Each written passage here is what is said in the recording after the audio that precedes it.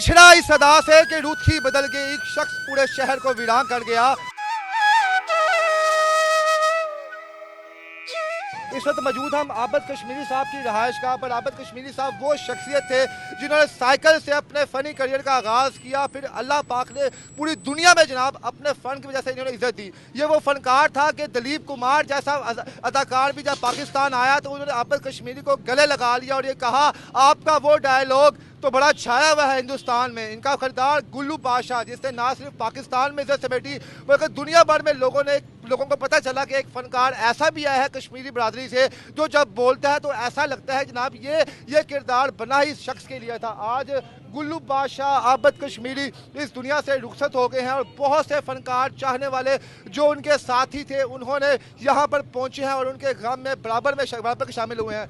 हालत अब्बास डार साहब यहाँ पर आए हैं जनाब, अगर आप यहाँ पर मेरे पीछे कब में देखें आप, गोशी खान साहब आए हैं, शकील चंद साहब आए हैं, इरफान हाशमी साहब आए हैं, शहबाज कैडी साहब आए हैं, नसीम विक्की साहब आए हैं। जिसको पता चल रहा है जनाब वो यहाँ पर आए। आबद कश्मीरी साहब यूनिवर्सिटी का दर्जा रखते थे जनाब। ये वो फ़नकार थे जिन्होंने अपने हाथों से बड़े बड़े फ़नकार पैदा किए। तारक टैडी साहब के भाई यहाँ पर मौजूद हैं। उन्होंने कहा कि तारक टैडी जब थिएटर की इंडस्ट्री में आया तो बड़े शर्मीले थे, वो डरते थे जनाब कि यहाँ के लोग कैसे काम देंगे। उस वक्त आबद कश्मीरी ने उनका हाथ पकड़ा और स्टेज पर लेकर आया और कहा कि जनाब तारिक ये स्टेज तुम्हारा है, आओ और इस स्टेज पर छा जाओ। इस तरह बड़े बड़े फ़नकार ऐसे हैं। बब्बू बरार साहब की कहानी आपके सामने है, अमानत चंद साहब हो गए, अमानुल्लाह खान साहब हो गए।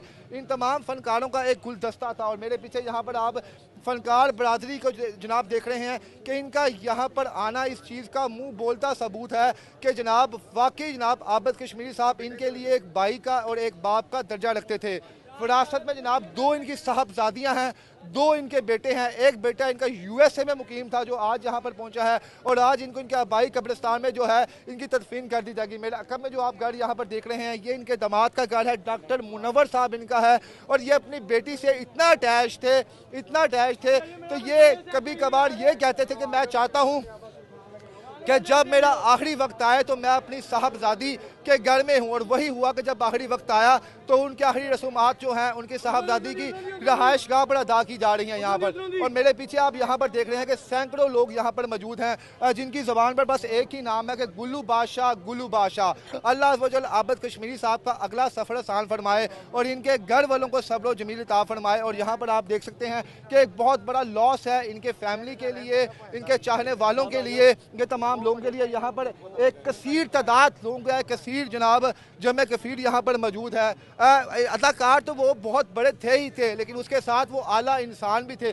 जिस शख्स से भी यहाँ पर पहुँच रहा हूँ, कोई मोहल्लेदार यहाँ पर, इवन के यहाँ पर आप उनकी एक मोहब्बत की मिसाल देखें कि एक बच्चा यहाँ पर मौजूद है जो बच्चा तो नहीं है अभी, वो भी 60 साल का होगा। उसका ये कहना है कि मैंने इनकी बेगम साहबा से ट्यूशन पढ़ी हुई थी और वहाँ पर मेरी अटैचमेंट आबद कश्मीरी साहब के साथ हो गई तो वो हमारे साथ प्यार मोहब्बत करते थे। तो वो मोहब्बत मुझे यहाँ पर आज खींच लाई है कि आज मेरी उस्तानी के जो हस्बैंड है इस दुनिया से गए हैं तो मैं क्यों पीछे रहूँ। बहरहाल ये वो लोग हैं जनाब जिनके चेहरों से, जिनकी गुफ्तगू से आपको लगेगा कि वाकई आबद कश्मीरी साहब एक बहुत बड़ा असाता थे जो इस दुनिया से रुखसत हो गए। आबद कश्मीरी साहब ने तकरीबन 40 साल इस इंडस्ट्री पर राज किया है और उनका ये कहना था कि जनाब मैंने आज तक कभी कोई ऐसी जुगतबाजी नहीं की, कभी कोई ऐसा जुमला अपनी ज़बान से अदा नहीं किया जिससे किसी बहन बेटी की दिल आज़ारी हुई हो। क्योंकि वो कहते थे मेरा तल्लक कश्मीरी ख़ानदान से है, कहीं मुझे लोग बाद में ये ना कहेंगे यार ये कौन है क्या है। उन्होंने अपने ख़ानदान का नाम भी रखा, उनकी इज़्ज़त भी रखी, उनकी लाज भी रखी और अपने काम से दुनिया भर में इज़्ज़त भी समेटी। और ये आज सैकड़ों लोगों का यहाँ पर आना मुंह बोलता सबूत है कि वो वाकई बहुत आला किरदार के मालिक थे। अल्लाह पाक उनको जवारे रहमत में जगह अता फरमाए और इनके घर वालों को सब्र जमील अता फरमाए। इसके साथ मुझे इजाज़त नहीं, अल्लाह हाफ़िज़।